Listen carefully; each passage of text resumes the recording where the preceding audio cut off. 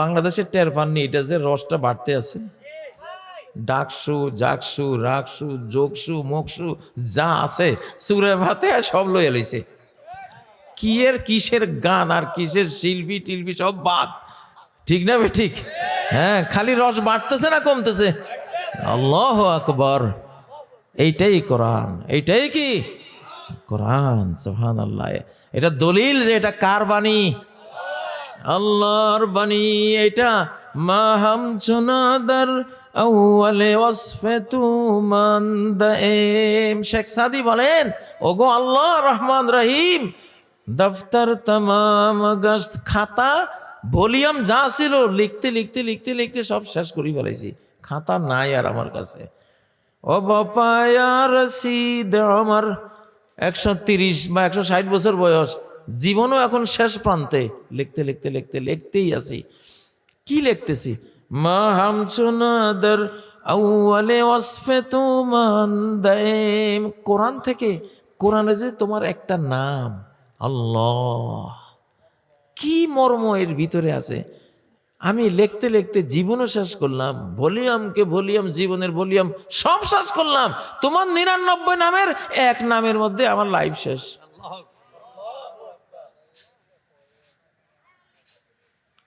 ইনি তো আল্লাহ, ইনি তো আল্লাহ। আর উনি হলেন মুসলিম জাতির রব, মাহবুদ, মাহবুব, মাকসুদ সব। তিনি এই কোরআন দিয়েছেন। তাইলে কোরআন মানুষের ছবি ধরে এসে ডান হাতে জান্নাতের সাম্রাজ্য তুলে দেবে, বাম হাতে চিরস্থায়ী মৃত্যুহীন জীবন যৌবন সুখ শান্তি সব তুলে দেবে। সুবহানাল্লাহ।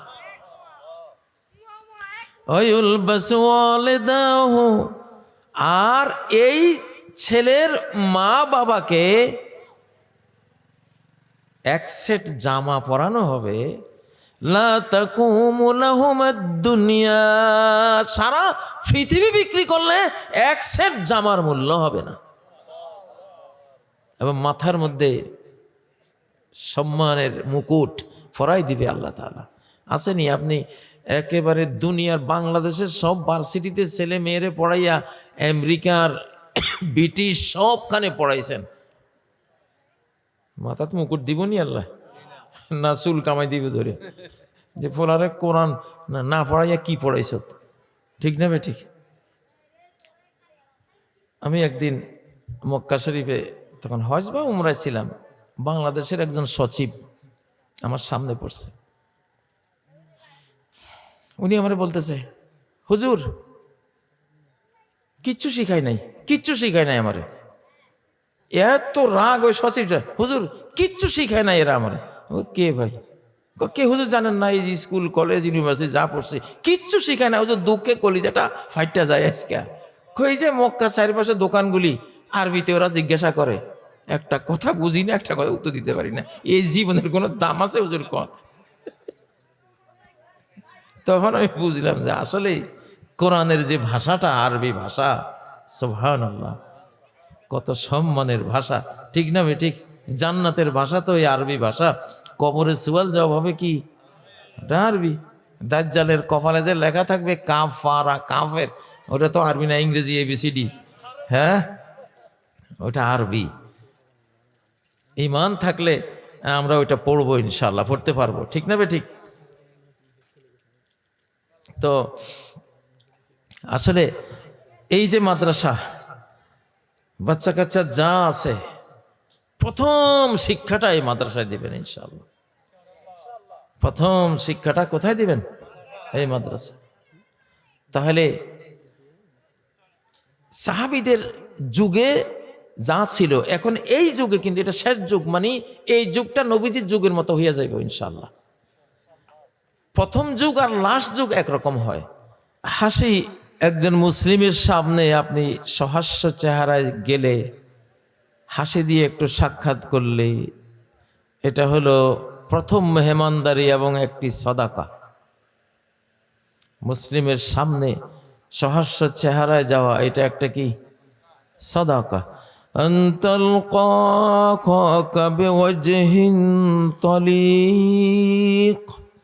তোমার ভাইয়ের সামনে তুমি একটা হাসি ফোটা চেহারায় যাওয়া, এইটাও একটা দান। এটাও তোমাকে জান্নাতে নিতে পারে, জান্নাতে নিতে পারে। আমাদের নবী সাল্লাল্লাহু আলাইহি ওয়াসাল্লাম সম্পর্কে হাদিসগুলিতে রয়েছে, লাম ইয়াতুয়া বিশরাহু আন আহাদ, জীবনে কারো কাছ থেকে তিনি তার হাসিটা লুকান নাই। বন্ধু হোক শত্রু হোক, হাসি দিয়েই তার সামনে তাকে বরণ করেছেন। সুবহানাল্লাহ। ওয়া আন্নাহু হুয়া আদহাকা ওয়া আবকা, আবার ক্রন্দন আল্লাহর কাছে কান্না এত প্রিয়। কেউ যদি আল্লাহর কাছে একটু কান্না করে, চোখের এক ফোঁটা দু ফোঁটা পানি ঝরে, তো এই পানির বিন্দু আল্লাহর কাছে সবচেয়ে, পৃথিবীর সব বিন্দুর চেয়ে বেশি প্রিয়।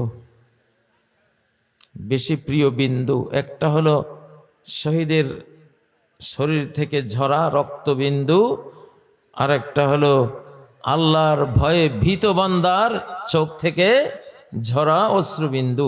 এই দুই বিন্দু আল্লাহর কাছে খুব প্রিয়। আল্লাহ তাআলা আমাদেরকে নিভৃতে চোখের পানি ফেলার তৌফিক দিন। জাহান্নামে যাবে না ওই চোখ, আইনুন বাকাত মিন খাশিয়াতিল্লাহ, আল্লাহর ভয়ে যেই চোখ কোনোদিন কেঁদেছে, পানি জড়িয়েছে, সেই চোখকে জাহান্নামের আগুন স্পর্শ করবে না। সুবহানাল্লাহ। জীবনে একবার কাঁদলেও, জীবনে একবার ক্রন্দন করলেও জাহান্নামের আগুন এই চোখকে ধরবে না। সম্মানিত ভাইয়েরা, আমাদের সব কিছুর মূলে কে? আমাদের আল্লাহ। ওয়া আন্নাহু হুয়া আমাতা ওয়া আহইয়া, মরণও তার দেয়া, জীবনও তার দেয়া। এখন মাটির উপরে আছি, কেন আছি? আল্লাহ মাটির উপরে রেখেছেন। আবার মাটির নিচে চলে যাব সময় হলে, কেন যাব? আল্লাহ সেটা সিস্টেম দিয়েছেন আমাদেরকে। মাটির উপরেও আমাদের রাখার সিস্টেম আল্লাহর দেওয়া, মাটির নিচে যাওয়ার সিস্টেমও কার দেওয়া? আল্লাহর দেওয়া। এখন শেষ জমানা, তৃতীয় বিশ্বযুদ্ধ তো লেগেই গেল, দেখলাম, দেখতেছি। আমেরিকা, এদিকে রাশিয়া, এদিকে চীন, ইরান, মোটামুটি যুদ্ধের যেই আগুন, মহা আগুন জ্বলতে শুরু করেছে। মাটির নিচে যাওয়া লাগতে পারে আমাদের।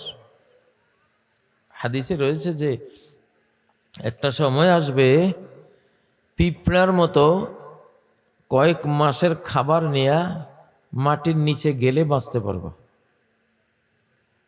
শীতকালে পিঁপড়ারা খাবার টাবার নিয়ে পুরা শীতকালের জন্য কই যায়? মাটির নিচে যায়। মাটির উষ্ণতায় তারা থাকে।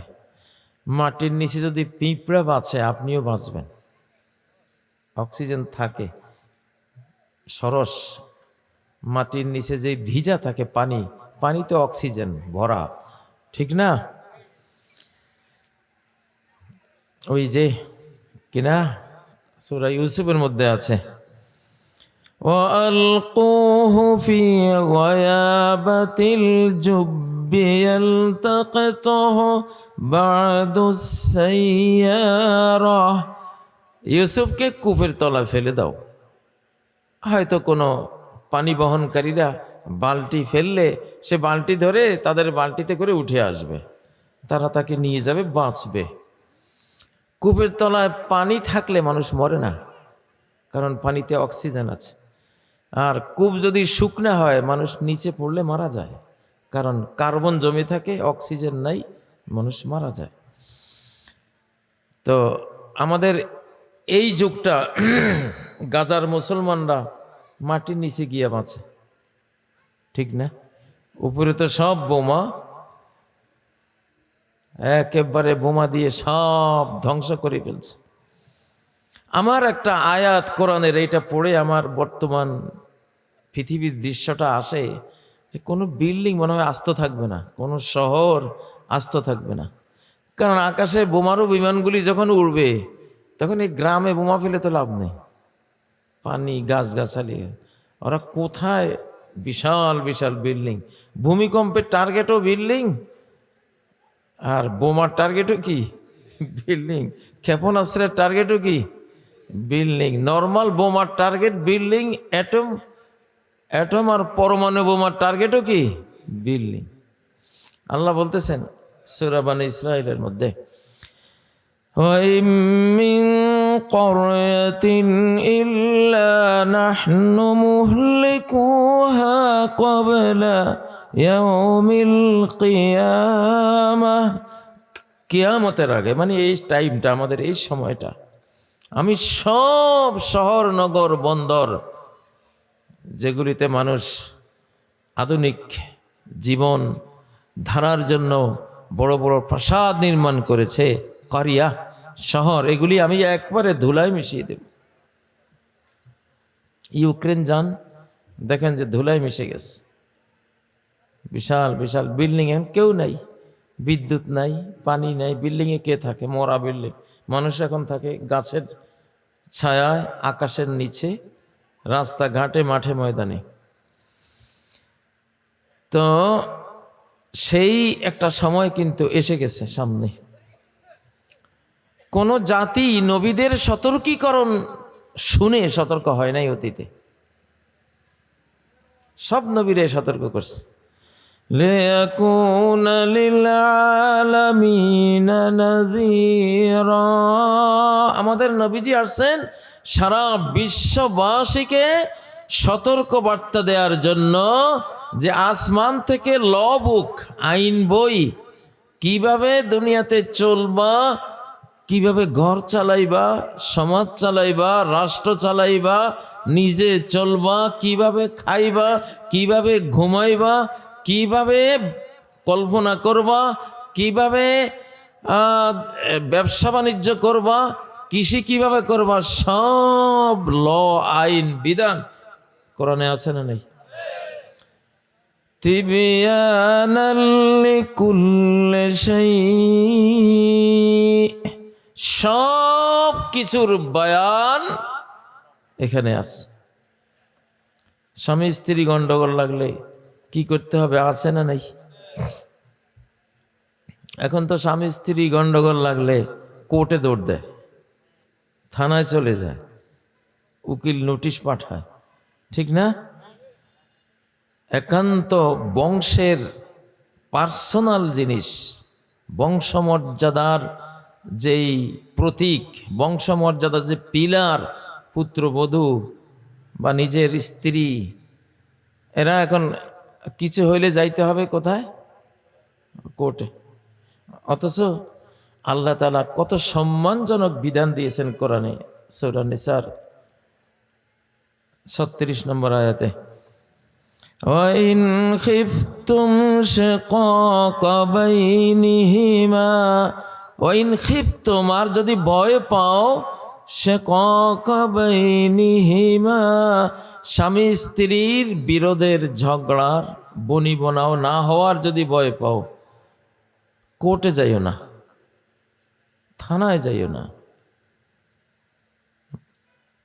এমনকি নিজের বংশের বাইরের কাউকে দিয়া এই সমস্যার, এই তোমার হৃৎপিণ্ডের সমস্যা, তোমার হার্টের ভিতরের, তোমার মান মর্যাদার খনি, এই যে স্বামী স্ত্রীর ছোট্ট একখান ঘর, এই বংশীয় মর্যাদা ওই কোর্টে, কাছারিতে, থানায়, চেয়ারম্যান, মেম্বারের কাছে, অন্য লোকের কাছে নিয়া এই মর্যাদা বিসর্জন দিও না। তার পরিণতি তোমার বংশ যুগের পর যুগ তারা ভোগ করবে, অপমান বোধ করবে। সবাই বলবে, ইতিহাস তো দেখছি যে এরা বউ জামাই কোর্টে দৌড়াদৌড়ি করে, ঠিক না? তোকে মারে দেখছি এটা করে কোর্টে, তোকে বাপেরে দেখছি এটা। মানে বছরের পর বছর, যুগের পর যুগ বংশের, প্রজন্মের জন্য বেইজ্জতি অপমান অপদস্থ হওয়ার একটা সিস্টেম। কেন আমরা কোরআন থেকে যে নেই এই জন্য। আল্লাহ কি বলেন, ফাবআসু হাকামান মিন আহলিহি, একজন বিচারক পাঠাও স্বামীর ঘরের, স্বামী পরিবারের। একটু মোটা জামা খুলে নেই, মোটা জামা ঘেমে গিয়া কাশি হয়।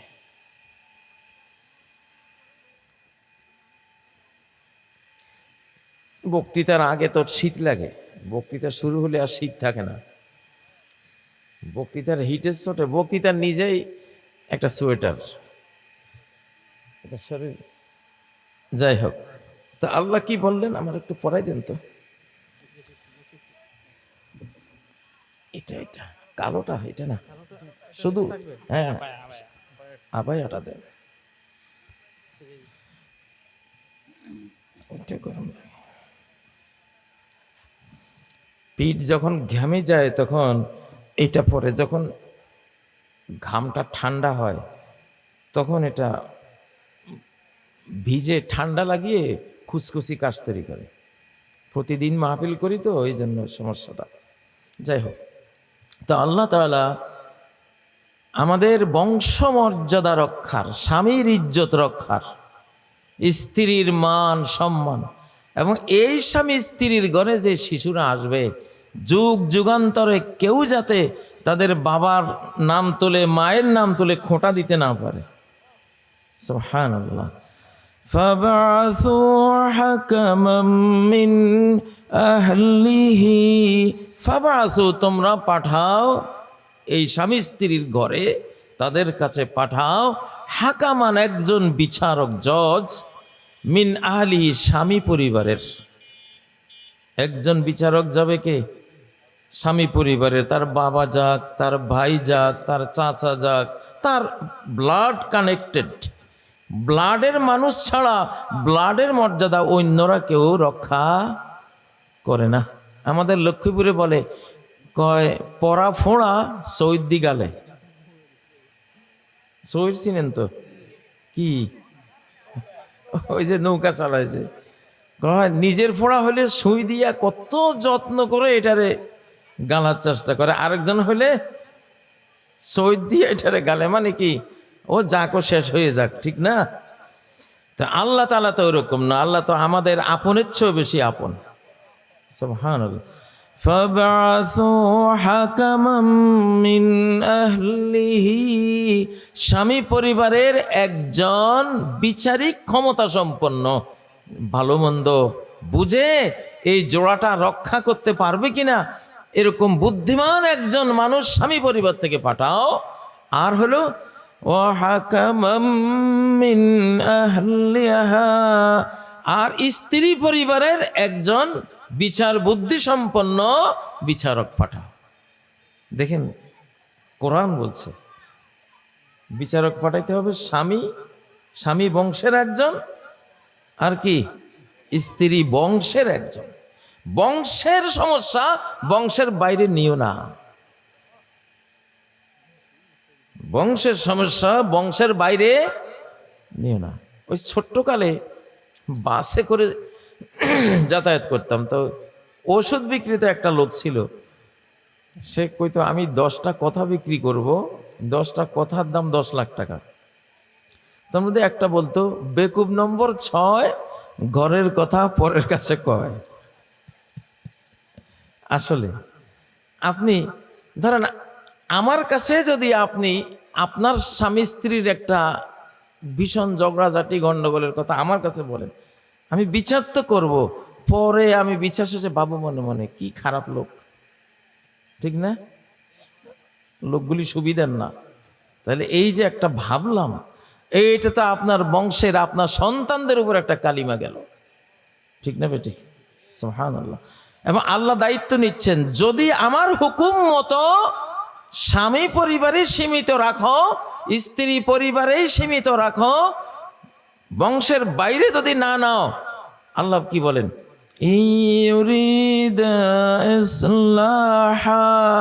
এই 2 বিচারক যদি সমাধান করার নিয়ত করে বসে, ইউওয়াফিকিল্লাহু বাইনাহুমা, তাহলে এদের উসিলায় আমি আল্লাহ দায়িত্ব নেব। 3 নম্বর একটা দায়িত্ব, যে আমি এই স্বামী স্ত্রীর মিলাই দেব। আল্লাহু আকবার। কোরআনের প্রত্যেকটা হুকুম একটা জীবন, একটা জীবন, একটা জীবনী শক্তি, একটা প্রাণ। মানুষ মার্ডার হয়ে যাওয়া আর ইজ্জত হারানো আর সম্পদ লুট হয়ে যাওয়া, 3টা এক সমান ক্ষতিকর। মরে যাওয়া, বেইজ্জত হয়ে যাওয়া, সম্পদ লুট হয়ে যাওয়া, 3টা কি এক সমান অপরাধ, এক সমান ক্ষতিকর। এই জন্য বিদায় হজ্জে নবীজি বলেছেন, ইন্না দিমাআকুম ওয়া আরাদাকুম ওয়া আমওয়ালাকুম আলাইকুম হারাম। তোমাদের রক্ত যেমন হারাম, তোমাদের ইজ্জতও এরকম নষ্ট করা হারাম, এরকম সম্পদও হরণ করা কি হারাম। মানে এক সমানে আনছে 3টারে।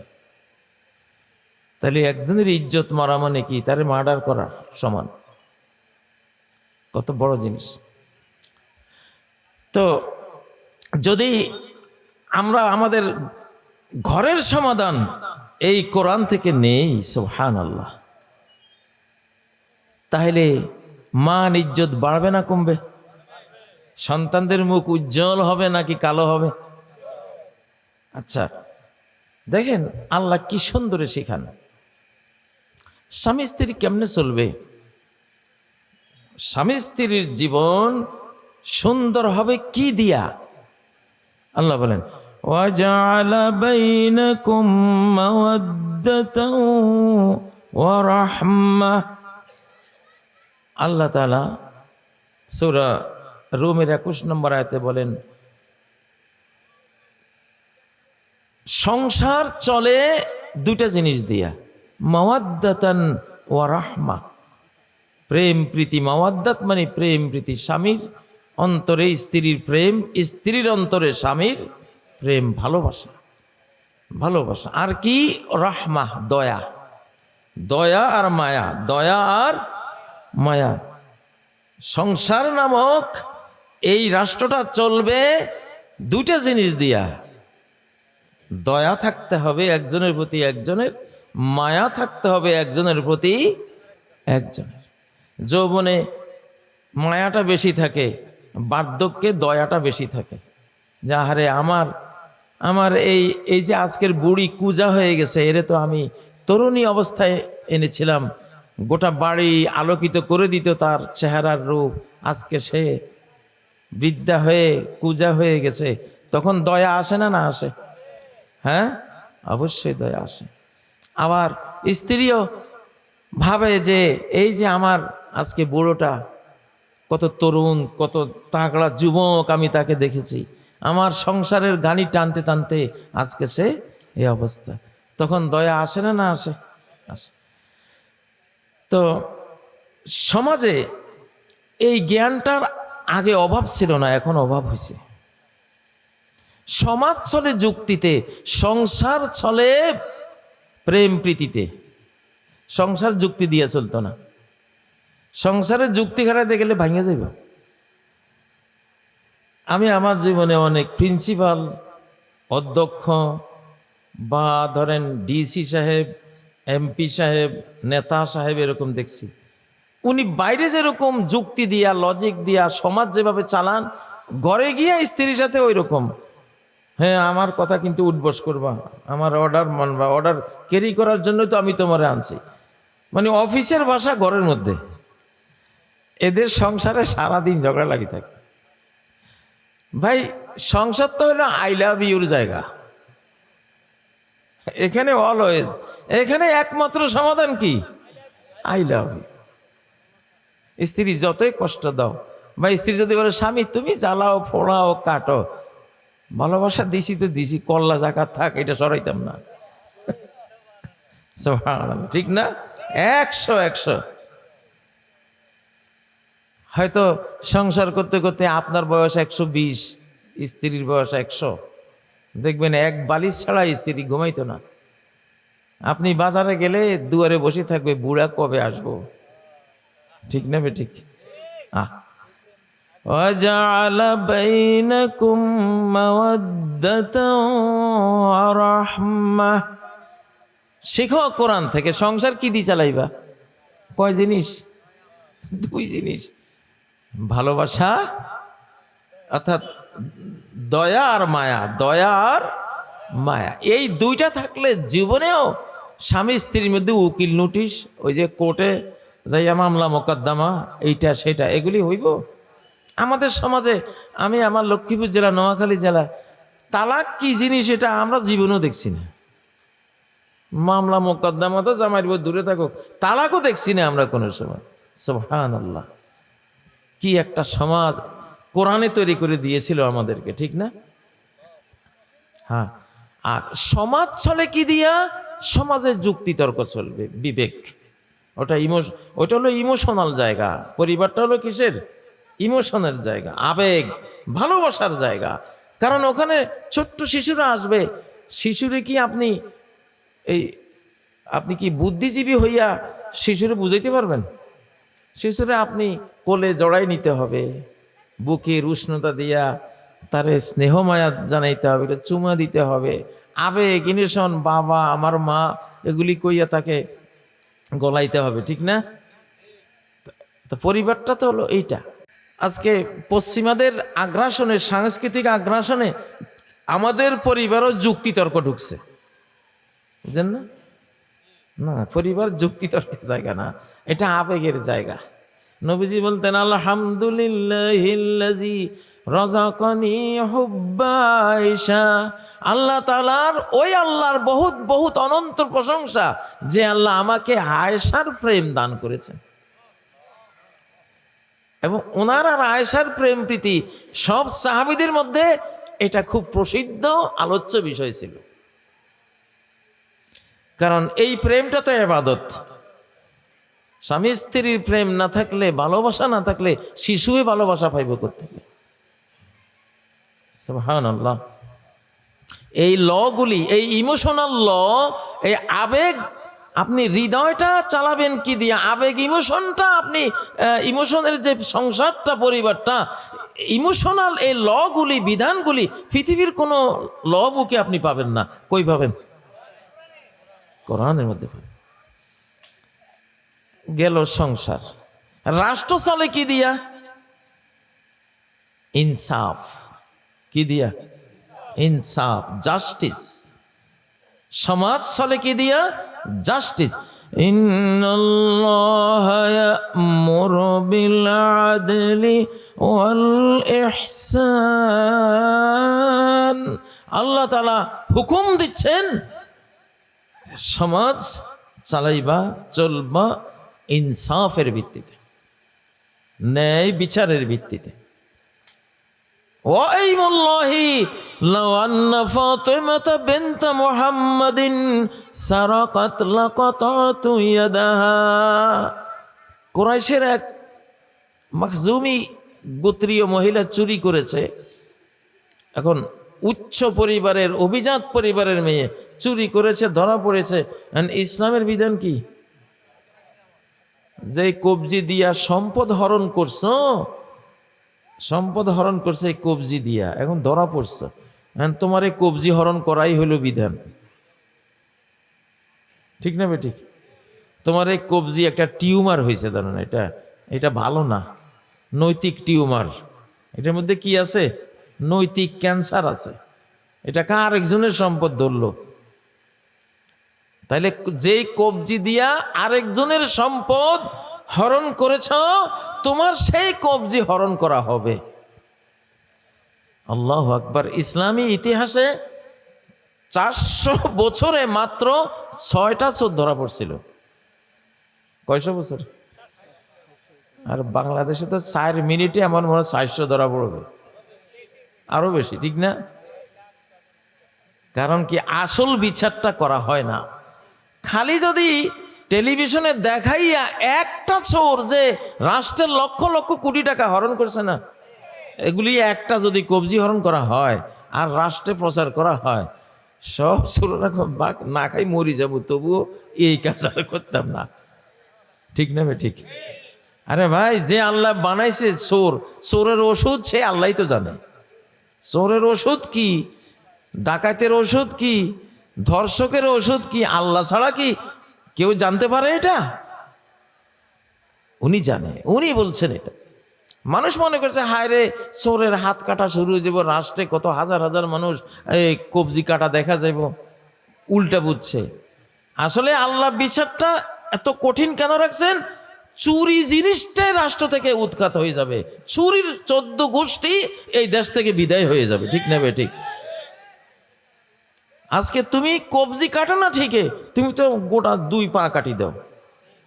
14রা এমন মারা মারছে 2 ঠ্যাঙে কাটি ফেলতে হয়েছে, এরকম করে না? জান নিয়ে নিছে, জান নিয়ে নেয়, গণপিটুনি দিয়া 2 চোখ উপড়ে ফেলা, এরকম করে না? তো তার চেয়ে তো 1000 গুণ সহজ 2-1টা কবজি হরণ করে দেখাই দাও, দেখবা যে সব ঠান্ডা। সৌদি আরবে এই বিচারটা টাকার কারণে স্বর্ণের দোকান, ডায়মন্ডের দোকান, 1000 কোটি রিয়ালের দোকান খোলা থুইয়া মসজিদে চলে যায়। চোরের তাকাইও দেখে না যে আমার কবজিটার দাম আছে রে ভাই, আমার তোর এইটা তোরই থাক। ঠিক না ঠিক?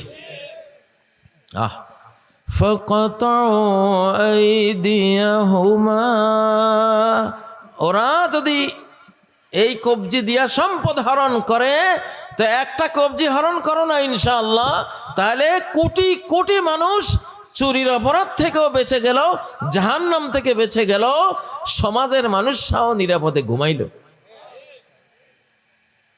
কত সুন্দর আল্লাহর বিধান।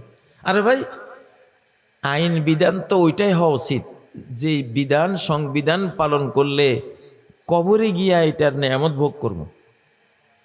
কারণ 72 বিধানে আমি সারা জীবন চলিয়া যদি কবরে যাই, ফেরেশতারা যদি জিজ্ঞাসা করে তোমার সংবিধানের নাম কি, জিজ্ঞাসা তো করবো, মা ইলমুক ওমা ইউদরিক, সোর্স অফ নলেজ কি, কি বুক, কি সংবিধান, কি বই পড়ে আসছো? তো মুমিন বলবে কারাতু কিতাব আল্লাহ, আমি তো এই কোরআনের ছাত্র ছিলাম। আমি কি ছিলাম? আমি কোরআনের ছাত্র ছিলাম। সাথে সাথে আকাশ থেকে আওয়াজ আসবে, আন সাদাকা আবদি, আমার বান্দা সত্য বলেছে। ফালবিসুহু মিনাল জান্নাহ, জান্নাতি কিতাব পড়ে আসছে, ওরে জান্নাতের লেবাস পরাই দাও। জান্নাতি কিতাব পড়ে আসছে, ওরে আফরিসুহু মিনাল জান্নাহ, জান্নাতের ফরশ বিছাই দাও। জান্নাতি কিতাব পড়ে আছে, ওয়াফতাহু লাহু বাবান ইলাল জান্নাহ, জান্নাতের দিকে একটা গেট করে দাও। আপনি দেখবেন কবরটা 2.5 হাত, আর মুর্দা দেখবো এটা 2500 কিলোমিটার। আল্লাহ তাআলা কুদরতি ভাবে এত বড় এটারে করে দেব। সুবহানাল্লাহ।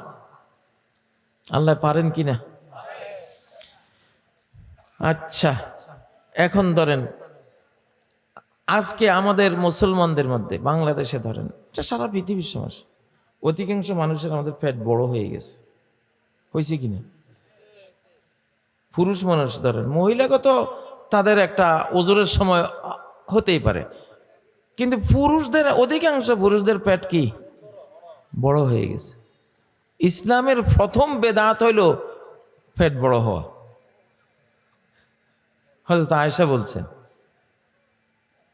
যে ইসলামের আউয়ালু বেদাতিন ফিল ইসলাম আশ-শিবা, পেট ভরে খাইয়া পেট ফুলানো, এইটা হলো ইসলামের প্রথম বেদাত। কেমনে বেদাত? কারণ আল্লাহ তো একটা ল দিছে, এখানে আইন দিছে, কেমনে খাইবা ভাই? খাইতে তো জানি না আমরা তো খাইতেও জানি না। এমন স্কুল কলেজ ইউনিভার্সিটিতে পড়ছি, কেমনে যে একটু খাইতে হবে, এই খাওয়ার বিদ্যাটা ওই বিদ্যালয় থেকে পাই নাই আমরা। ঠিক না ঠিক? বাম হাতে খা, আস্তাগফিরুল্লাহ। বাম হাতে হলো নেগেটিভ রে, আমাদের হাতের মধ্যে একটা বিদ্যুতের মতো অদৃশ্য একটা আলো আছে। বাম হাতেরটা হলো খারাপ, নেগেটিভ, এটা জিনিসটা নষ্ট করে দেয়। আর ডান হাতেরটা হলো পজিটিভ, উপকারী, লাভজনক। এই জন্য আল্লাহ তাআলা ডান হাত দিয়ে খাও, বাম হাত দিয়া নেগেটিভ তো, এটা এটা হলো নেগেটিভ কাজ করবো এটা দিয়া, ঠিক না? তো খাইতে তো জানি না, পরিমাণ কি সেটা তো জানি না। সারা কোরআনে আল্লাহ তাআলা বলছেন। একজনকে জিজ্ঞাসা করা হয়েছিল, ভাই তোমার কাছে এই আল্লাহর কোরআনের সবচেয়ে প্রিয় আয়াত কোনটা? সে কইল, সবচেয়ে আমার কাছে ভালো লাগে একটা আয়াত, এটা বহু জায়গায় আছে। কি আয়াত? ওয়াকুলু ওয়াশরাবু, খাও পান করো। এত সুন্দর আয়াত আল্লাহর কোরআনে, খাইতে কইছে আর কি কইছে? পান করতে কইছে। তা আমার কাছে এই আয়াতটাই সবচেয়ে আমার প্রিয়। কিন্তু নবীজির আয়াত ছিল ভিন্ন। উনি আকিমুসসালাহ, সালাতের আয়াত ওনার কাছে ছিল একেবারে নয়ন জুড়ানো শান্তিপ্রদ আয়াত। তো সেটা তো আধ্যাত্মিক জিনিস, শারীরিক জিনিস, উনি জানতেন সেটা। তো এই বলল যে কুলু ওয়াশরাবু হলো সবচেয়ে ভালো আয়াত। ওকে, সমস্যা নেই, খাওয়া তো ইবাদত, খাইতে হবে, না হলে নামাজ পড়বো কেমনে, না খেলে বক্তৃতা করবো কেমনে, না খেলে যুদ্ধ করবো কেমনে, ঠিক না? খান, বিসমিল্লাহ পড়ে খান, আলহামদুলিল্লাহ দিয়ে শেষ করেন, ইবাদত পুরোটাই কি। তবে সেখানে আল্লাহ একটা সীমানা দিছে, ওয়ালা তুসরিফু, বেশি খাইও না। তোমার একটা সীমানা আছে, সীমানার বাইরে খাইও না।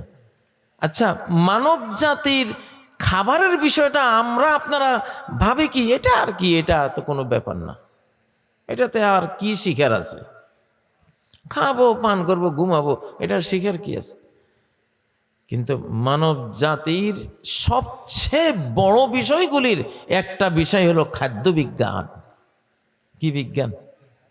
মানব জাতির প্রথম যে আদম হাওয়া, তারা কি যুদ্ধের মাঠে পরাস্ত হয়েছে? কোথায় পরাস্ত হয়েছে?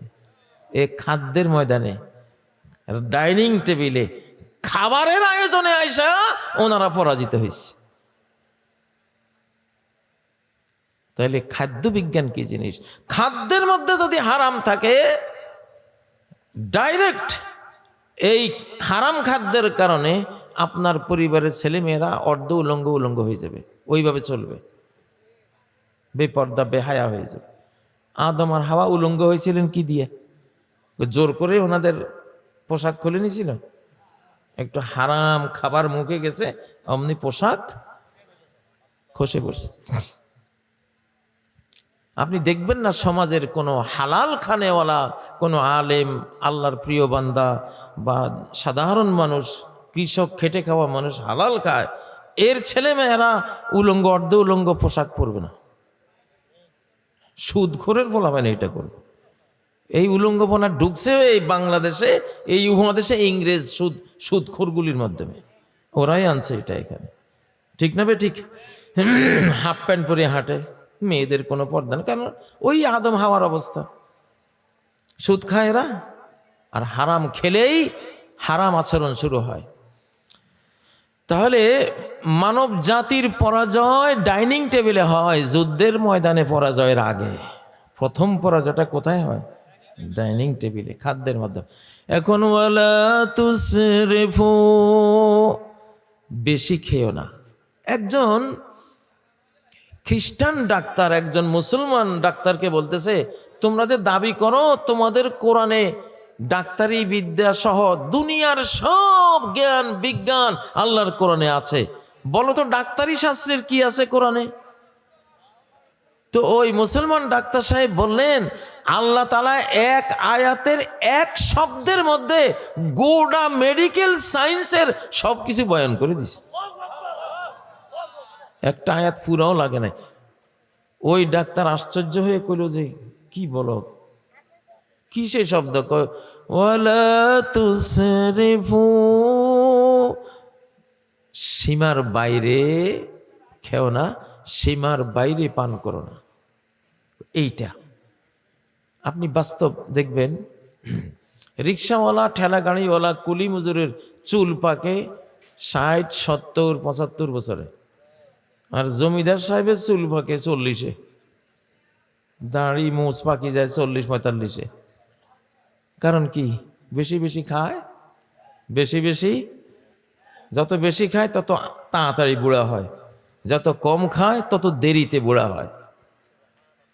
কারণ অতিরিক্ত খাদ্য হজম করতে দেহের কোষ ভাঙ্গা হজমি রস ছাড়তে হয়। তো দেহের কোষ সেলগুলি ভাঙ্গা ভাঙ্গা যদি হজমি রস দিতে হয়, তাহলে যত বেশি খাবেন তত বেশি ওই রসায়নটা যাবে, আর আপনার শরীরের কোষ ভাঙ্গা ভাঙ্গা আপনি বুড়া হয়ে যাবেন।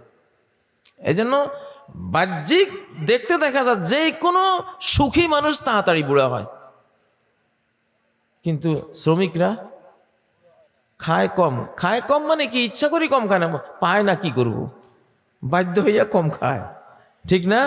কিন্তু উপকারটা হয়ে যায় বিশাল। নবী সাল্লাল্লাহু আলাইহি সাল্লাম উনি বলেছেন, পেটের 3 ভাগ করে 1 ভাগ খাদ্য দিয়া ভরো, 1 ভাগ পানি দিয়া ভরো, 1 ভাগ শূন্য রাখো। এইটা হলো সিস্টেম। তো খাদ্যের মধ্যে বিজ্ঞান আছে না নাই? তাইলে পেটটা যদি বড় না হয়, সুখ না দুঃখ? সুখ। পেটটা নবীজির বুক আর পেট এক সমান, সাওয়াউল বাতনি ওয়াস সাদরি, তার বুক আর তার পেট এক সমান ছিল। কি ছিল? এক সমান ছিল। পাঞ্জাবির উপর দিয়ে হাতটা মিলে দেখেন না, যদি সমান না হয় তাহলে তো মনে মনে কইবেন যে আমি তো একটা বেদাতি লোক, আমার এই পেটের সাহায্য করতে হইব, সুন্নতি পেট বানাইতে হইব নাকি? হ্যাঁ, ইনশাআল্লাহ। তাহলে খাদ্য বিধান কোরআনে আছে না নাই? সীমা ছাড়া খাইবা, তাড়াতাড়ি বুড়া হয়ে যাইবা, চুল পাকি যাইবে, দাড়ি পাকি যাইব। আর অল্প খাও, অল্প খাও, সীমানার ভিতরে খাও, 70, 80, 90 বছর পর্যন্ত যৌবন থেকে যাবে তোমার। এটা পরীক্ষিত জিনিস। ওয়াকুলু ওয়াশরাবু ওয়ালা তুসরিফু, খাও পান করো বান্দারা, আমি আল্লাহ জানি তুমি এই স্বাদের জিনিসটাই যদি বেশি খাও তাহলে তোমার জন্য এটা বিষ হয়ে গেল। কি হয়ে গেল? তাহলে খাদ্যের মধ্যে আরো কত হারাম হালালের সব বিধান কোরআনে আছে না নাই? কোরআনে আছে না নাই? কই যে ওয়ালা তাকুলু মিম্মা লাম ইউযকার ইসমুল্লাহি আলাইহি, বিসমিল্লাহ পড়ে যে পশু জবাই করা হয় না তার গোশত খেও না, তার গোশত খেও না। বিজ্ঞানীরা পরীক্ষা করছে, বিসমিল্লাহ ছাড়া জবাই করে দেখছে গোশত কালচে কালচে, গোশতের মধ্যে সব রক্ত জীবাণু ফুল ক্লিয়ার হয় না। আর বিসমিল্লাহ দিয়ে জবাই করে দেখছে ফ্রেশ, পরিষ্কার, উজ্জ্বল একেবারে। এই জন্য ফ্রান্সে, ইটালিতে ওরা জবাই করার সময় বিসমিল্লাহ দিয়ে জবাই করে। তারা বিসমিল্লাহ দিয়ে জবাই করে। বিসমিল্লাহর এই প্রভাব এত বিশাল প্রভাব, সুবহানাল্লাহ। তাইলে এই বিসমিল্লাহ মানে কি? আল্লাহর নামের বরকত নিয়া আমি জবাই করতেছি। দামেস্ক বিশ্ববিদ্যালয়ের বিজ্ঞানীরা বলছেন, আমরা বিসমিল্লাহ ছাড়া জবাই করে দেখছি 20% বিষাক্ত রক্ত প্রাণীর ভিতরে থেকে যায়। আর বিসমিল্লাহ দিয়া জবাই করে দেখছি 100% রক্ত এবং যা কিছু ক্ষতিকর সব মাংসের ভিতর থেকে বাইরে চলে যায়। বিসমিল্লাহর পাওয়ারটা কি! সুবহানাল্লাহ। আচ্ছা, এইভাবে খাদ্যের মধ্যে তো আমি যদি 10 দিন ওয়াজ করা লাগে খাদ্যের সম্বন্ধে, তাহলে কোরআনে বিধান আছে না নেই? সবই আছে। আচ্ছা, আমরা এই যে গত 100 বছরের যে পোশাকগুলি পরি, পুরুষেরা শার্ট আর প্যান্ট পরতে পরতে মহিলাগুলি শুরু করছে। তুমি, আচ্ছা না হয় পুরুষ, তুমি কি অন্যায়টা করছো? তুমি অন্যায় করছো। তুমি যে শার্টটা পরছো নাভি পর্যন্ত, এটার গুনাহ নাই, এটার কি নাই? তোমার শার্ট যেটা পরছো, তুমি পুরুষ হিসাবে তোমার নাভির উপরে এটা দেখা যাওয়া, এটা চামড়া দেখা যাওয়া, এটার কাঠামো দেখা যাওয়া কোনো পাপ নাই। কারণ এটা পুরুষের সতন না, এটা কি না? এটা ঢেকে রাখার অঞ্চল না পুরুষের জন্য। নারীর মাথার তালু থেকে পায়ের তালু পর্যন্ত ঢেকে রাখা ফরজ, ঢেকে রাখা ফরজ। আর পুরুষের নাভি থেকে হাঁটু পর্যন্ত চামড়া ঢাকাও ফরজ, তার অবয়ব, তার কাঠামো, তার স্ট্রাকচার ঢাকাও ফরজ। তুমি করলা কি, প্যান্ট বানাইছো, প্যান্ট দিয়া তুমি চামড়া ঢাকছো, নাভি থেকে হাঁটু তোমার ফরজ, এটা ঢাকা ফরজ। ঢাকা ফরজ মানে এটার চামড়া ঢাকাও ফরজ, এটার কাঠামো অবয়ব ঢাকাও ফরজ, দুইটা ফরজ। এখানে তুমি পালন করছো কয়টা? একটা, খালি চামড়া ঢাকছো। তোমার সব বোঝা যায়, বোঝা যায় কিনা? তোমার এই বেহায়া পোশাক দেখে দেখা যেমন সুটকি তেমন বেগুন, মহিলাগুলিও বেহায়া তৈরি হয়েছে কিনা? জামাইয়ে যে পুরুষের জন্য আল্লাহ আমাকে বানাইছে, ওরা যখন বেহায়া, তাইলে আমরা বেহায়া হইলে মনে হয় এই বেহায়ারা আমাদেরকে ভালোই বাসবে। আসলে তো ওইরকমই, ঠিক না? ঠিক। মহিলারা যখন এই ড্রেস নিছে, এইটা তো তোমার ব্যাপারে ক্ষতি হয়েছে অর্ধেক, আর ওদের ক্ষতি হয়েছে 100% পুরা। ওদের ব্যাপারে আর তোমার ব্যাপারে আল্লাহ তো বিধান দিছে। কি বিধান? লেবাসাই ওয়ারি সাওআতিকুম ওয়ারিশা, এমন লেবাস পরবা, ইউয়ারি, যেটা কবর দিয়ে দিবে একেবারে চামড়া, কাঠামো, অবয়ব সব শুদ্ধা দাফন করে দেবে তোমার লজ্জাস্থানটাকে। একজন আলেম যখন জুব্বা পরে, একজন সৌদিয়ান তারা যখন জুব্বা পরে, ঠিক না, নিচে পায়জামা আছে, প্যান্টটা যায় আছে, উপরে যখন পাঞ্জাবি বা জুব্বা পরে, তখন তো তার যে লজ্জার অঙ্গটা এটা দাফন হয়ে থাকলো না?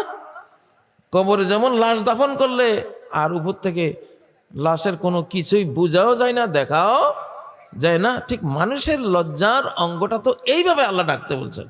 তুমি করলা কি, তুমি এটা চামড়া ডাকছো, অবয়ব ঢাকা নাই, মহিলারা শুরু করছে। তো এই জন্য পুরুষ পৃথিবীতে কি হয়েছে জানেন? এই ব্যায়ামের কারণে পুরুষের যেই ক্রোমোজোম আল্লাহ যেখান থেকে পুরুষ বানায়, এই পুরুষদের জেনেটিক সৃষ্টিগত গুণ বৈশিষ্ট্য 97% ধ্বংস হয়ে গেছে, 3% রয়েছে খালি। এই জন্য দেখেন পুরুষ মরা, আদা মরা, চিকনা, হাঁটতে পারে না, প্রতিবন্ধী, হাবা গোবা টাইপের পুরুষগুলি তো বরবাদ হয়ে গেছে। 1 কোটি ছেলে তো তরুণ পুরুষ আছে বাংলাদেশে, এরা ঘর সংসারের উপযুক্ত না। তাদের যে 1 কোটি মেয়ে তাদের স্ত্রী হইতো, তাদের কি অবস্থা না? আচ্ছা, আর ওইদিকে মহিলাদের ক্রোমোজোমের জেনেটিক বৈশিষ্ট্য, মানে তার সৃষ্টি করেন যেখান থেকে আল্লাহ তাআলা, এটা বিজ্ঞানীরা বুঝবেন, সাধারণ ইয়েতে ওগুলি ব্যাখ্যা করা যাবে না, কিন্তু এটা তো বুঝেন যে একটা জিনিস থেকে তো আল্লাহ বানায়, যেখান থেকে বানায় নারীদের বৈশিষ্ট্য 100 ভাগে ঠিক রয়েছে, কিন্তু পুরুষের 97 ভাগ শেষ হয়ে গেছে। কারণ নারীকে ঠিক রাখার দায়িত্ব নারীর না পুরুষের দায়িত্ব। আল্লাহ কি বলেছেন কোরআনে, আছে না নাই? আর-রিজালু কাওয়ামুনা আলান নিসা, পুরুষরাই পরিচালক কার? নারীর কর্মকর্তাকে পুরুষ। তুমি চালাইবা, তোমার ভিতর থেকে আল্লাহ তারে বানাইছে, তোমার জিনিস সে, তুমি পরিচালক। আদমের বাম পাজরের হাড়ের ভিতর থেকে না হাওয়ারে বানাইছে, ঠিক না? ঠিক। আপনি কোন বিধানটা চাইবেন? আমার আল্লাহ তাআলা কোরআনে এমন সুন্দরে এক একটা বিধান দিছে, প্রত্যেকটা হুকুম, প্রত্যেকটা বিধান আপনার জীবনের জন্য একটা জীবনী শক্তিবর্ধক, একটা সারাবান তহরা, একটা ভিটামিন বি কমপ্লেক্স, একটা মিষ্টি আপেল, আঙ্গুর, খেজুর, আম, কাঁঠাল খেলে আপনার যেরকম উপকার হয়, কোরআনের এক একটা হুকুমের দ্বারায় আমাদের শারীরিক, মানসিক, আধ্যাত্মিক, আমাদের নৈতিক, সামাজিক, পারিবারিক এইরকম উপকারগুলি হয়। কারণ কোরআন তো হলো জীবিত কিতাব। পৃথিবীতে একটা কিতাবে আছে যে সব বুঝে, সব শুনে, সব বুঝে, সব শুনে, সব বুঝে, সব দেখে, এবং সে মান অভিমান করে। হাফেজ সাহেব যদি 40 দিন কোরআন তেলাওয়াত না করি থাকে, দেখবেন সব তালগোল পাকে গেছে, এলোমেলো হয়ে গেছে, পারবে না। পারবে না। তাকে অবশ্যই 40-এ অথবা 30-এ 25-এ 20-এ 15-এ 10-এ অথবা 7-এ পড়তে হবে। তো এ তো বুঝে, আপনি তারে অপমান করে আপনি রেখে দিলেন, তাকের উপরে পড়লেন না, সে তো বুঝে, সে অত্যন্ত অনারেবল মেহমান, সে আপনার সিনায় থাকবে না, চলে যাবে। তো এই কোরআন তো জীবিত কোরআন। কিয়ামতের দিন ইয়াজিউল কুরআনু কাররাজুলিশ সাহিব, কিয়ামতের দিনই কোরআন আসবে আপনাদের কাছে। যারা কোরআনকে ভালোবাসেন, পড়েন, যে যতটুকুই পড়েন, কোরআন তার কাছে আসবে। কিন্তু কোরআন এই কিতাবের ছবি নিয়ে আসবে না। কাররাজুলিশ সাহেব, একটা হ্যান্ডসাম বডির পুরুষের ছবি ধরে কোরআন আসবে। কারণ সে তো জীবিত, সে কি জীবিত? জীবিত মানে সে নিজে তো জীবিত এবং আরেকজনকে জীবন দিয়া উজ্জীবিত করার ক্ষমতা রাখে। وَكَذَلِكَ أَوْحَيْنَا إِلَيْكَ رُوحًا, ও নবী, তোমার কাছে তো আমি একটা রূহ পাঠাইছি। কি পাঠাইছি? এটা রূহ, এটা আত্মা। আপনার এই যে বডিটা থেকে রূহ চলে গেলে আপনি মরা লাশ হয়ে যান, ঠিক না? আপনার রূহটা মরা লাশ হয়ে যায়, এই কোরআনের রূহটা যদি আপনার রূহে আপনি না দেন, এটা রূহ। তো কিয়ামতের ময়দানে এই কোরআন আসবে, এইরকম কোরআনের কিতাবের ছবি নিয়ে আনা। কাররাজুলিশ সাহেব, সহিহ হাদিস, নাসিরুদ্দিন আলবানীর সহিহ হাদিস সিরিজের মধ্যে হাদিসটা। কাররাজুলিশ সাহেব, হ্যান্ডসাম বডির সুন্দর একজন মানুষের ছবি নিয়ে কোরআন আসবে। এসে বলবে, তুমি কি চেনো আমাকে? আনাল্লাযী আযমাতু হাওয়াজেরাক, আমি তো সেই বন্ধু তোমার, তোমাকে কত ভর দুপুরে আমি তৃষ্ণার্ত করে কষ্ট দিয়েছিলাম। ও আসহারতু লাইলাক, কত রাত তোমাকে আমি জাগিয়ে তোমারে কষ্ট দিয়েছিলাম। আমি সেই বন্ধুটা তোমার, মানে আমি কোরআন। তুমি দিনে দুপুরে পড়তে পড়তে কত পিপাসা লাগছে, পানি খাইতে পারো নাই, পানি পান করতে পারো নাই। রাত দুপুরে তেলাওয়াত করতে করতে, তাহাজ্জুদে পড়তে পড়তে ঘুমাইতে পারো নাই। আমি তো তোমার সেই বন্ধু। ওয়া ইন্না কুল্লা তাজিরিন মিন ওয়ারাই তিজারাতি, প্রত্যেক ব্যবসায়ী তার ব্যবসাকে রক্ষা করে। তো তুমি ব্যবসায়ী, আমাকে দিয়ে যে ব্যবসা করছো, আজকে তুমি আমাকে রক্ষা করতে হবে না। আমি তোমার পণ্য, তোমার প্রোডাক্ট, তোমার সম্পত্তি, তোমার সওদা, আমি আজ তোমারে রক্ষা করব। সুবহানাল্লাহ। কে এরকম হতে চান? এরকম কোরআনের বন্ধু। আল্লাহ তাকবীর, তাকবীর। এই মাদ্রাসা, ফয়জুল উলুম মাদ্রাসায় কোরআন পড়ানো হয় না, নাকি হয় না? কোরআনেরই তো মাদ্রাসা, ঠিক না? বাচ্চা তো দিবেন, নিজেরও আসা হুজুরদের কাছে বলবেন, হুজুর আমাদেরও শিখান। শিখার কোনো বয়স নাই, শুধু কেবল বাচ্চা, কিশোর, তরুণ হইলেই, তরুণীরা হইলে শিখবে, আর বুড়েরা শিখবে না, এটা আরেকটা বেদাত। এটা আরেকটা বেদাত। নবীজি সাহাবীরা কার বয়স এরকম 10, 12, 13 ছিল? নবীজির বয়স 40, আবু বকরের বয়স 38, তারপরে সালমান ফার্সির বয়স 250। কত বছর? 250 বছর ওনার বয়স। কোরআনের ছাত্রদের কোনো বয়স নাই। পৃথিবীর সব বইয়ের ছাত্রদের বয়স আছে, ইল্লা হাযাল কোরআন, এই কোরআনের ছাত্র ছাত্রীর কোনো বয়স নাই। মিনাল মাহদি ইলাল লাহাদি, দোলনা থেকে কবর পর্যন্ত। সুবহানাল্লাহ। সুবিধা না অসুবিধা? কত সুবিধা যে আমার বয়স না। কে কিছু বয়স নেই? আমার নবী আইসেই মাঝ বয়সে, ঠিক না? আমরা ছাত্ররা তো ম্যাক্সিমাম সবাই বুড়া বয়সে। তো এই কোরআন মানবীয় ছবি নিয়ে আসবে। ফায়ুতাল মুলকা বিয়ামিনিহি ওয়াল খুলদা বিশিমালিহি, আপনাকে কমপক্ষে 65টা পৃথিবীর সমান একটা মণিমুক্তার সোনাদানার 65 পৃথিবী দিবে আপনার ডান হাতে। এই নাও, এই কোরআন বলবে আমি কোরআন, আমি আল্লাহর কোরআন, আল্লাহর পক্ষ থেকে তোমার জন্য উপহার নিয়ে আসে, এই নাও, তুমি সাম্রাজ্য নাও, এতগুলি জগতের সাম্রাজ্য আমি কোরআন তোমারে দিলাম। ওয়াল খুলদা বিশিমালে, আর এই নাও ডান হাতে মৃত্যুহীন সুখের এক অনন্ত সুখের এক জীবন দিলাম তোমার, নাও কোরআন। এই কোরআন কি বই পড়ি? পৃথিবীতে বই থাকলে একটাই আছে, পৃথিবীতে আর কোনো বই নেই। আর যেগুলি আছে এগুলি হলো টিকে টিপ্পনি, খাতা মাথা এইসব। বুখারী শরীফে কোনো বই না, কিতাব না, ওইটাও খাতা, ওইটাও কি, এটা বিশ্বাস করা ফরজ, কারণ কিতাব তো এইটাই। জালিকাল কিতাব, কিতাব বলতে যদি কিছু থাকে একমাত্র শুধুমাত্র only one, this is the book, এইটাই হলো বই, আর কোনো বই নেই পৃথিবীতে। আপনি একটা বইয়ের প্রথম পাতাটা যদি ডেলি 30 বার পড়েন, ভালো লাগবে? হ্যাঁ, কেউ দেখলে তুই কি পাগল হয়েছে, তো ফিসটা একটা বুঝিয়ে ডেলি প্রতিদিন এত পড়াস।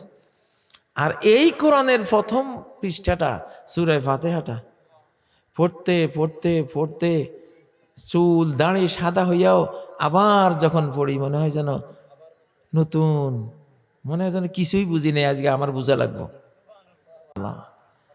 কি অনন্ত সাগর! লা ইয়াখলিকু মিন কাসরাতির রাদ্দি, যত পড়বা, যত হাজার কোটি কোটি বার পড়বা, আমার কোরআনের একটা আয়াত একটা পৃষ্ঠা পূরণ করতে পারবা না। পুরাণ ভাবনা আসবে, কোনো দিন আসবে না। এই তো রমজান আসতেছে, তারাবির মধ্যে এশার জামাতে তো 29 বার সূরা ফাতিহা পড়বো আমরা, 29 রাকাতে। আচ্ছা, কোন গানের মজলিস কইরা যদি বিশ্ব সেরা কোনো শিল্পীর একটা গান 29 বার ওইখানে গায় কেউ, গানের মজলিস করছে আর কি, বিভিন্ন গান টান গাইবে শিল্পীরা, কারণ গান একটা খুব সুন্দর, এখন এটা একবার পড়লো আবার পড়তে আছে, দ্বিতীয়বার পর্যন্ত মানুষ আচ্ছা ঠিক আছে 2 বার, যখন 3 বার আবার পড়বো জুতা মারা শুরু হইব না। আর 29 বার গেলে তো গানের প্যান্ডেলে আগুন টাগুন লাগাই দিয়া মার্ডার কেসের ঘটনা করবে, ঠিক না বে? ঠিক, গান পাইছে না আর বেটা। হ্যাঁ, কিন্তু এই যে সূরা ফাতিহা আজ পর্যন্ত সারা পৃথিবীর 1450 বছরের ইতিহাসে একজন মুসল্লির মনে হইল না বা কেউ বলল না ইমাম সাহেব এই একটা সূরার কত পড়বেন আপনারা? সে এশার ফরজে পড়ছেন, আছে না ফরজে পড়ছেন, এরপরে সুন্নতে পড়লেন, তারাবির মধ্যেও পড়লেন। আচ্ছা, ভিতরে অন্তত একটা রাকাত আপনি ফাতিহা সাহেব পড়েন না? প্রত্যেক রাকাতে কইছে কেউ? বলবে কেউ? বলা সম্ভব? বলার কোনো কারণ কি মনোজগতে তৈরি হইতে পারে? আচ্ছা, কোন আখের টুকরা আমরা জিহ্বায় দিয়া চাবাইতেছি চাবাইতেছি, যতক্ষণ রস পাই ততক্ষণ চাবানি বন্ধ হয়? রস থামি গেলে তখন ফেলাই দিই, ঠিক না? এই যে সূরা ফাতিহা চাবাইতে আছে মনের মধ্যে নিয়া, এটা তো রস খালি বাড়তে আছে, দেখতে আছে, এটা যত দিন যায় তত খালি বাড়তে আছে। সুবহানাল্লাহ। বাংলাদেশের টের পাননি এটা যে রসটা বাড়তে আছে, ডাকসু জাকসু রাগসু যোগসু মোকসু যা আছে সূরা ফাতিহা সব লইয়া লইছে। কি এর কিসের গান আর কিসের শিল্পী টিলপি সব বাদ, ঠিক না বে? ঠিক, হ্যাঁ, খালি রস বাড়তেছে না কমতেছে? আল্লাহু আকবার। এইটাই কোরআন, এইটাই কি কোরআন। সুবহানাল্লাহ। এটা দলিল যে এটা কার বাণী? আল্লাহর বাণী।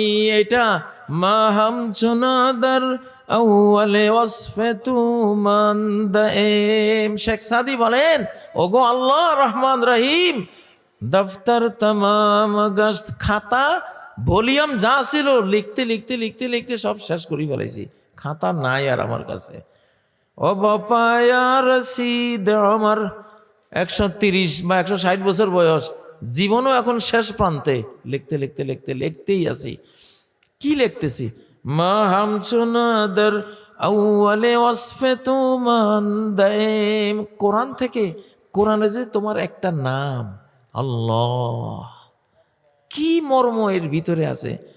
আমি লিখতে লিখতে জীবনও শেষ করলাম, ভলিউম জীবনের ভলিউম সব শেষ করলাম, তোমার 99 নামের এক নামের মধ্যে আমার লাইফ শেষ।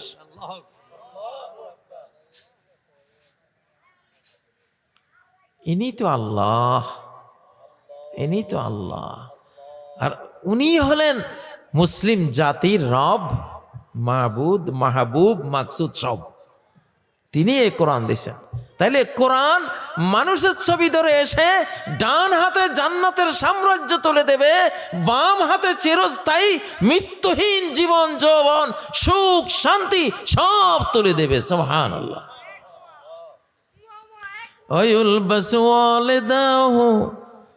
আর এই ছেলের মা বাবাকে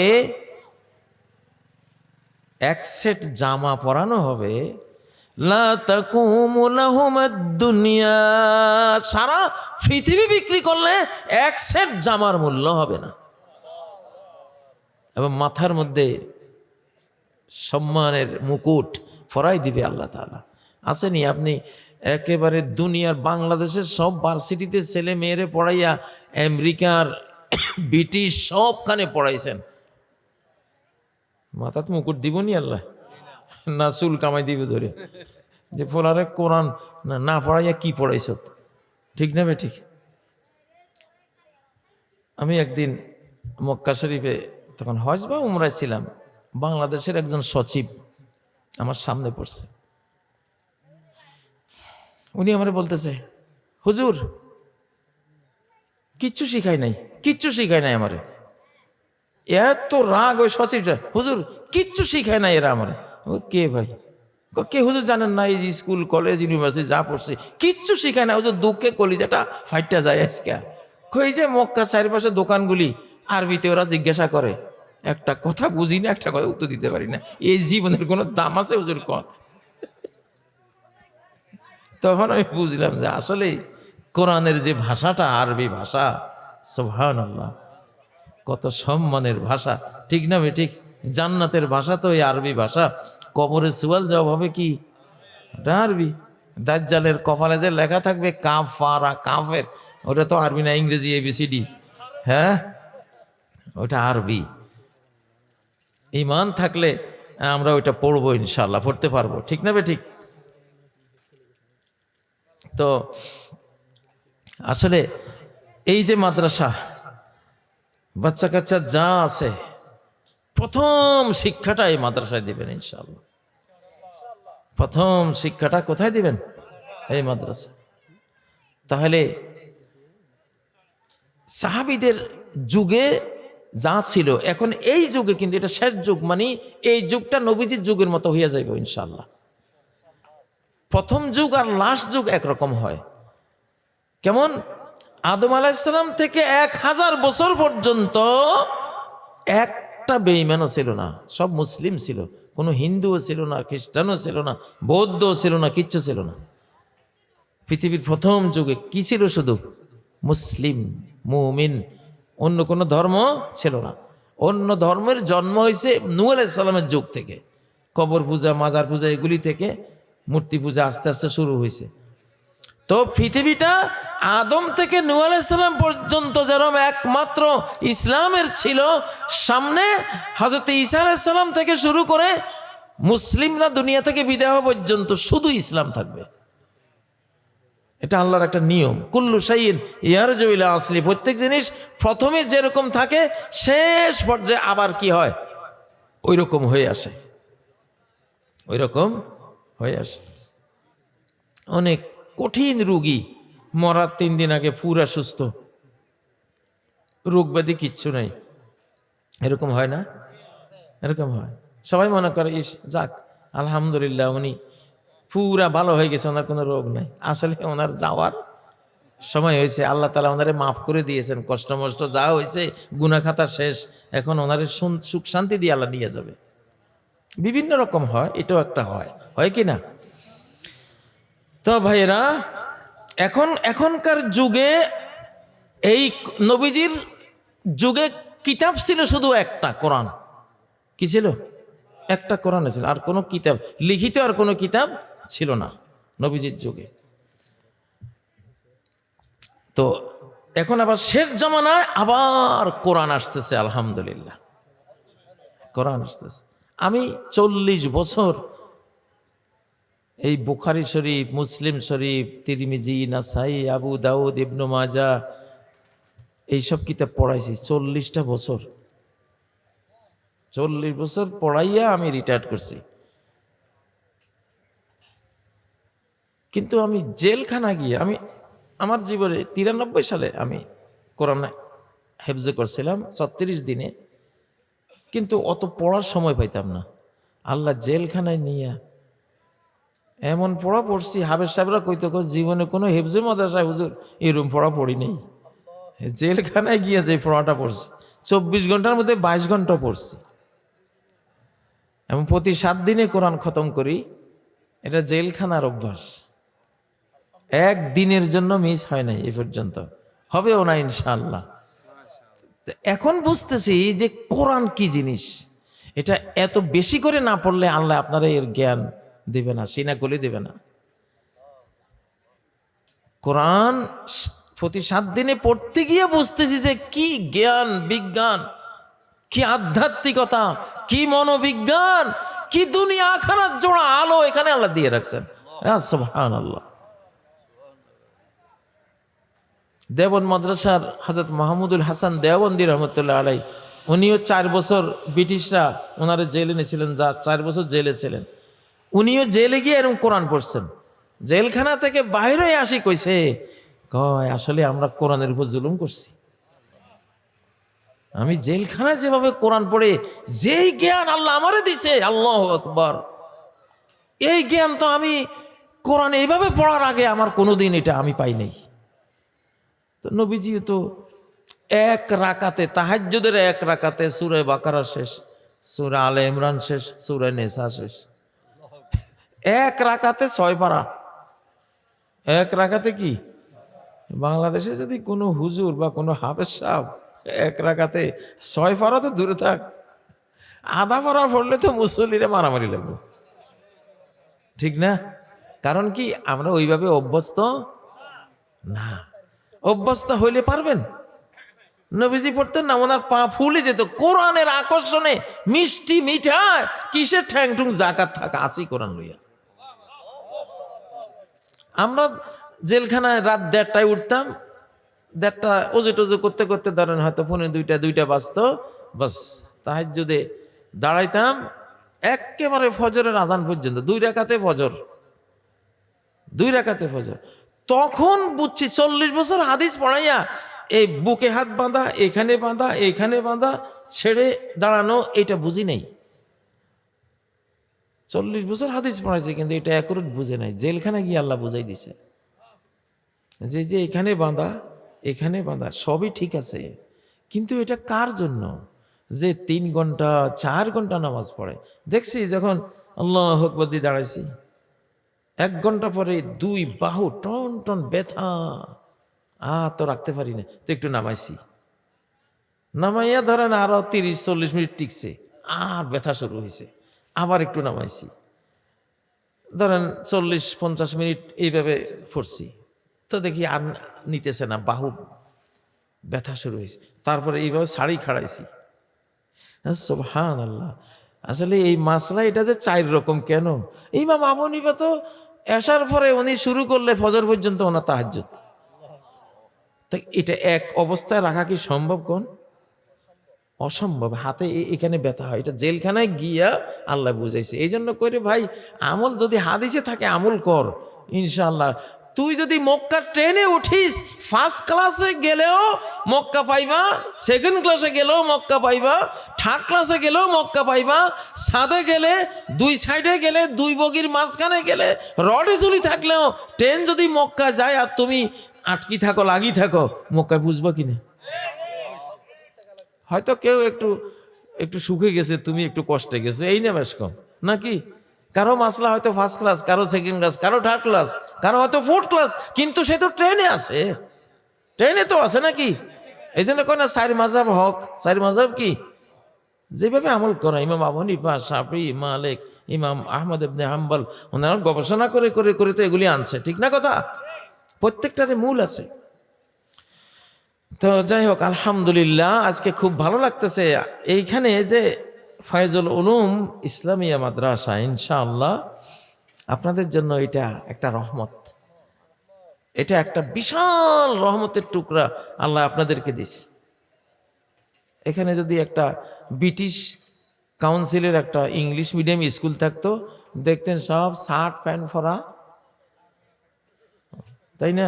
নামাজ নাই, সমাজ নাই, চরিত্র নাই, তারপরে বিড়ি খোর, সিগারেট খোর, হারাম খোর, নাকি হারাম খোর দিয়ে বইরা যাইতো। আর এখানে আছে কি এখন? ফেরেশতা, সব মানুষ ফেরেশতা। हमें दुनिया से क्या मतलब, मदरसा है वतन अपना, मरेंगे हम किताबों पर, वरक होगा कफन अपना। আমরা বলতাম শিশুকালে, দুনিয়া দিয়া করবোটা কি? মাদ্রাসাই আমাদের জন্মভূমি, মরলে কিতাবের উপরে মারা যাব। কাফন হোগা, ওরক হোগা কাফন আপনা, কিতাবের ফিসটা হইব আমাদের কাফন। এইরকম পরিবেশের মানুষের জন্য তো মাহু কাফানুন মিন আকফানিল জান্নাহ ওয়া হানুতুন মিন হানুতিল জান্নাহ। মুমিন যখন মারা যায় তখন সাদা পোশাকের ফেরেশতারা তার দৃষ্টি যত দূর যায় তত দূর পর্যন্ত, মাটি থেকে আকাশ পর্যন্ত ফেরেশতায় ভরে যায়। তাদের হাতে থাকে জান্নাতের কাফন। আপনি তো বাংলাদেশের 200 টাকা গজের কাফন দিয়ে তারে কবর দিবেন, আর ফেরেশতারা জান্নাতের কাফন নিয়ে আসে। ওই কাফনের একটা টুকরা কিনতে গোটা পৃথিবী বিক্রি করলেও দাম হইতো না। কাফানুন মিন আকফানিল জান্নাহ, জান্নাতের কাফন নিয়ে আসে। আল্লাহু আকবার। ওয়া হানুতুন মিন হানুতিল জান্নাহ, জান্নাতের সুবাস নিয়ে আসে। মহিলা হইলে 5টা কাপড় নিয়ে আসে, পুরুষ হইলে 3টা কাপড় নিয়ে আসে। তারা জান্নাতের কাফন ফরাইয়া তারা জান্নাতে নেব। ইয়া সুবহানাল্লাহ। সেই বিদ্যালয়, সেই কোরআনের আলোয়, সেই হাদিসের আলোয়, সেই নূরের আলোয় আল্লাহ এখানে দিছে। বলেন আলহামদুলিল্লাহ, আলহামদুলিল্লাহ। এইসব মাদ্রাসায় মনটা দিয়ে রাখবেন, ইনশাআল্লাহ সুযোগ পাইলে এখানে আসবেন। এখানে মসজিদ আছে না? তাইলে यही मस्जिद यही काबा यही गुलजार जन्नत है, चले आओ मुसलमानों यही तख्ते मोहम्मद है। এটাই মসজিদ, এটাই কাবা, এটাই জান্নাতের বাগান। কই যাইবা মুসলমান? এখানে আসো। ইহি তখতে মোহাম্মদ হ্যায়, এটাই হযরত মুহাম্মদ সাল্লাল্লাহু আলাইহি সাল্লামের বিশ্ব চালানো সিংহাসন। এই মিম্বর থেকেই পৃথিবী চালিয়েছেন তিনি। এখন আবার শুরু হবে ইনশাআল্লাহ। ইমাম মাহদী এই মিম্বর থেকে তো চালাবে পৃথিবী। হযরত ঈসা আলাইহিস সালাম এই মিম্বর থেকেই তো চালাবে। দামেস্কের মিনারার উপরে আসবে আর মিম্বর থেকে গোটা পৃথিবী 7 মহাদেশ শাসন করবে। এখন যে যুদ্ধ লাগছে, প্রেসিডেন্ট ট্রাম্প ওনারা যে লাগাইছে, এটা হলো দুর্মুজ পার্টি। আল্লাহ তাআলা পুরান বিল্ডিং এগুলি ভাঙবো, এখন ভাঙ্গা নতুনটা বানাইবে। মানে পুরানটা না ভাঙলে তো নতুনটা বানান যাইতো না, ঠিক না কথা? এখন কোরআনেরটা বানাইতে হইলে তো আগে যেটা মানুষ বানাইতেছে ওইটা ভাঙ্গা লাগবে। ওই সমাজ, ওই বিশ্ব ব্যবস্থা আগে কি করা লাগবো? ভাঙ্গা লাগবে, ধ্বংস করা লাগবো। তো ধ্বংস তো ভাই আমি কাজী ইব্রাহিম পারতাম না, আমাকে ইউনুস সাহেবও পারত না। কারণ এইটা এত বড় জিনিস ভাঙ্গার দুর্মুজ বাহিনী আমার নাই। এই দুর্মুজ বাহিনী কার কাছে আছে? বড় বড় শক্তির কাছে আছে। আল্লাহ ওদেরকে দায়িত্ব দিয়েছে, তোরা ভাঙ, তোরা ভাঙ্গা ল। পরে আমি আমার ইমান আবার কীতদাস বানাইয়া বেশি বানাইল। হায় হায় রে, কীতদাস হিসেবে আরেকজনের ঘরে থাইকা দাসের মতন তাদের খেদমত করতে হয়েছে। যা যুবক টুবক হইল, এই মহিলার চক্রান্তে 7 বছর জেল। আহারে ইউসুফের দুঃখ, ঠিক না কথা? কিন্তু পরে বোঝা গেল কি, এর একটাও দুঃখের সিঁড়ি ছিল না, প্রত্যেকটাই তার মিশরের রাজা হওয়ার এক একটা সিঁড়ি, এক একটা স্টেজ ছিল। ঠিক না ঠিক? ওগো দয়াল রহমান, কে পারে বুঝিতে তোমার শান। সেইটাই তো ইনশাআল্লাহ। আল্লাহ তাআলা বাংলাদেশকে রক্ষা করুন, বাংলাদেশকে হেফাজত করুন।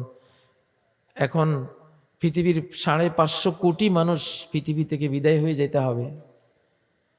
550 কোটি মানুষ চলে যাবে, মারা যাবে যুদ্ধে, বিগ্রহে, মহামারী, জীবাণু যুদ্ধে, অস্ত্র যুদ্ধে, অ্যাটম বোম, পরমাণু বোমা অথবা জীবাণু যুদ্ধ ইত্যাদি।